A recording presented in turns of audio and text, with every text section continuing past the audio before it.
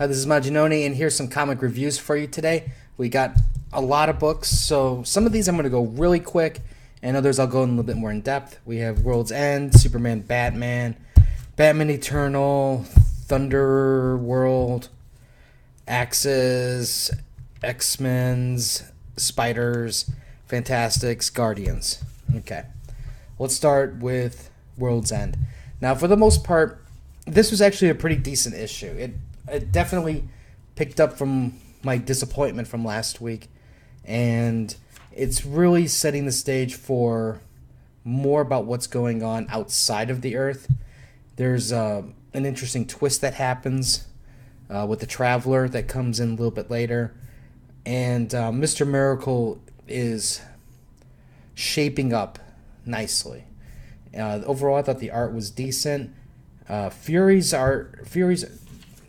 character design, it kind of goes good at times, and at other times it goes kind of blah.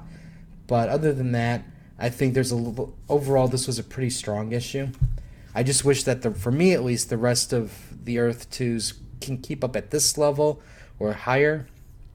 If they can do that, then this will be good. Now, keep in mind also, even though I'm giving this thing a little bit of praise, it's still not the greatest book known to mankind. It's an average title for right now. But compared to last week, it definitely stepped up. Alright, Batman Superman. Technically, this book wasn't the greatest thing, but I think for me, what really ruined it for me was they had the fashion model Lobo in this issue. But I don't want to hold it against it just for that. But the part that really did it for me that was good was the part here where you have, what's his name? He knows something about what's going on. Or Hector Hammond, that's right. He knows what's going on, or a little bit.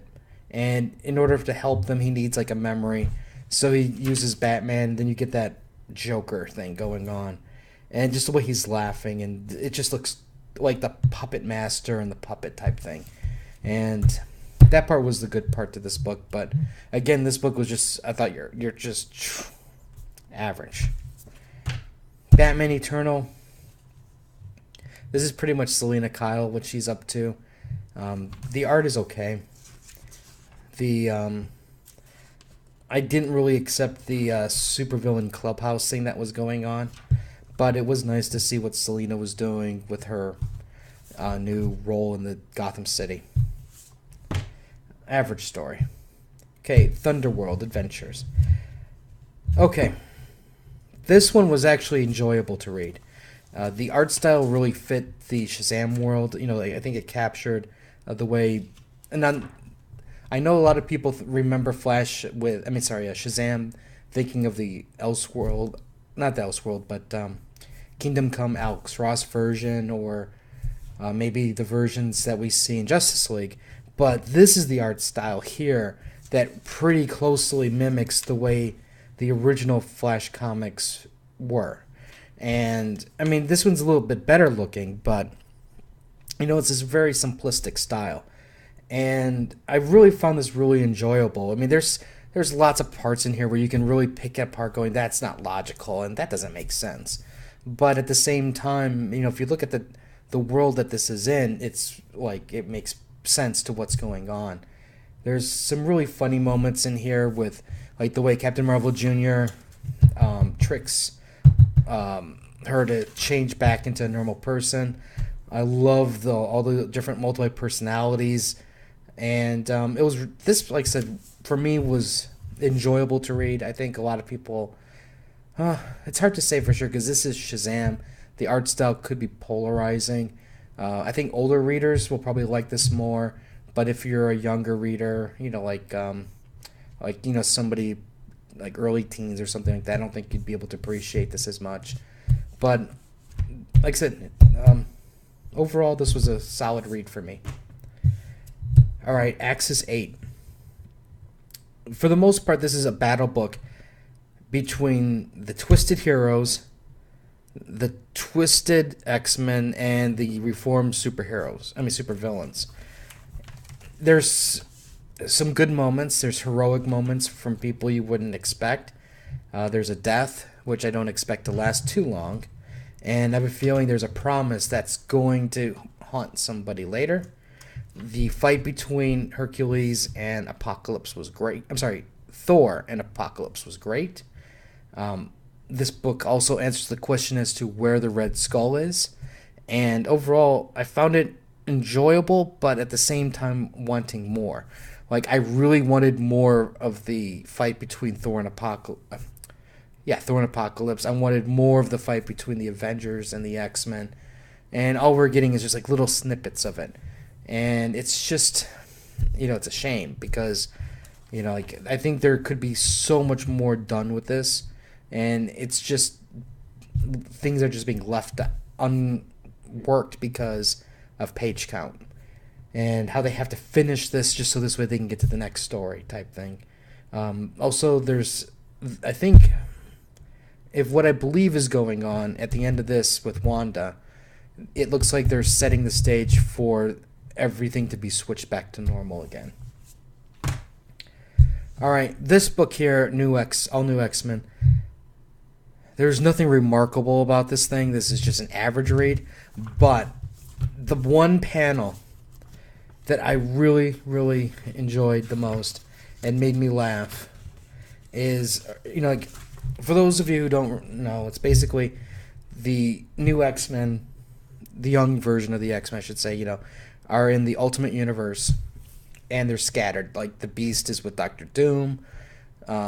You have Iceman fighting Moleman monsters. You have most of the new X-Men meeting the Ultimate X-Men and Ultimate Spider-Man.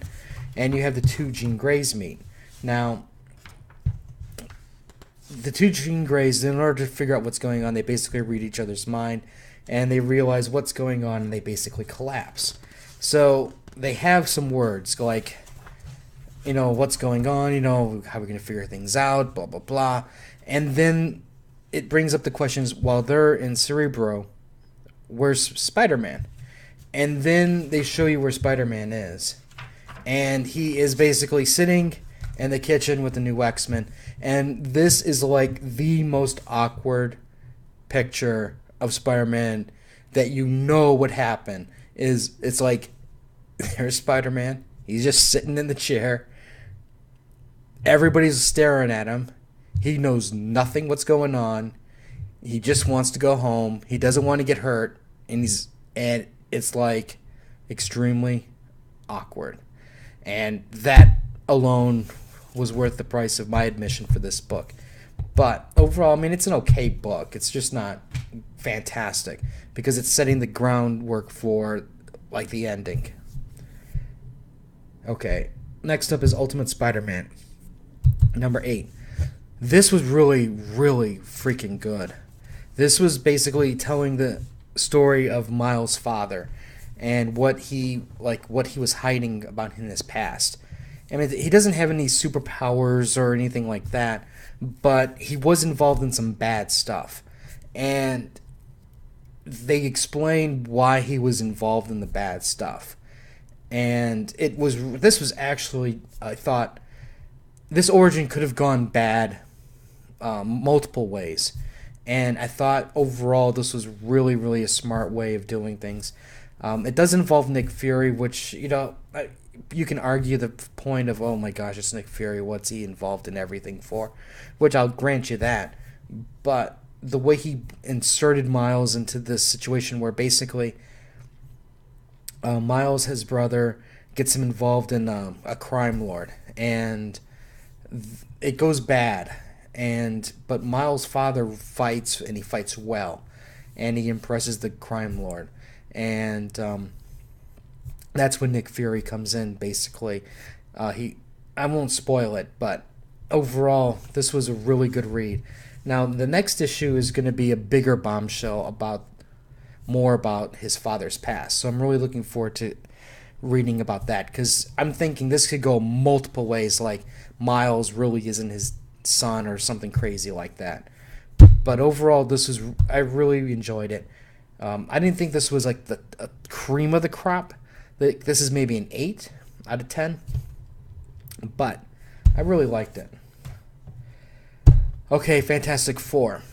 This is your setup for the big battle. And I am going to give my first award for douchebag of the year. And that is the villain of this story. Basically, what you have is this. You have a man who is in love with Susan Storm, or Susan Richards, and because Reed Richards answered an ad to stay at for a roommate or house guest, not house guest, but renting a room in her house, and their love blossomed, he created this concoction of vengeance. And now, while you might think, well, Majin, that seems kind of reasonable. I mean, Susan Richards is kind of hot, and I might be going to some extreme measures myself. If somebody like Reed Richards did that and constantly interfered in my romantic aspects of trying to get Sue Richards. But here's the deal. I have to be careful about the guy here. He basically, what he does is he's got this special power where he can change his appearance. And basically he's like, I just wanted to disappear in the background. And I didn't want to be seen type thing.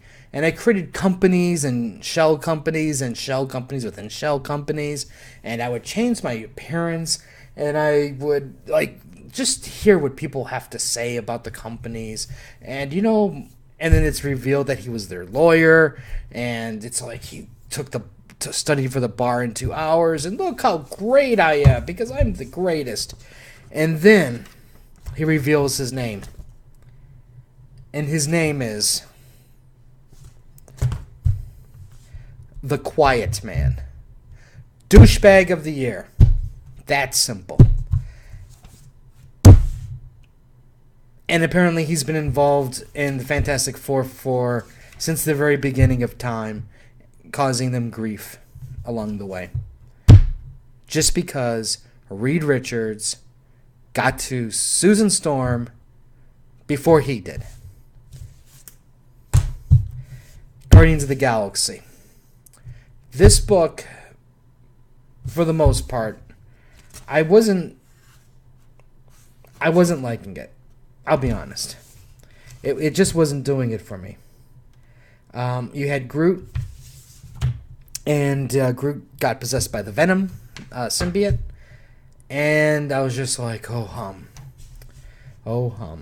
But then what starts to happen is, then you get chaos on the ship.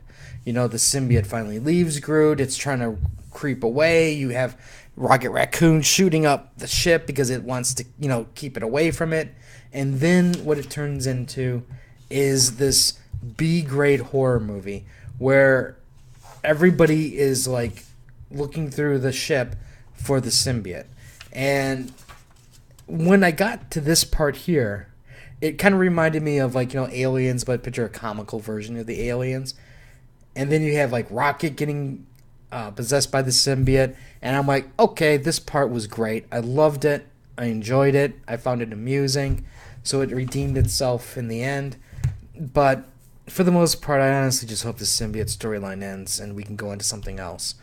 But again, this is just an average book.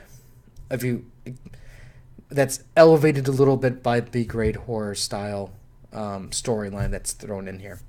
Anyways, these are my reviews for the week. If you have any comments or questions, let me know. Share, Facebook, Crunchyroll, anime reviews.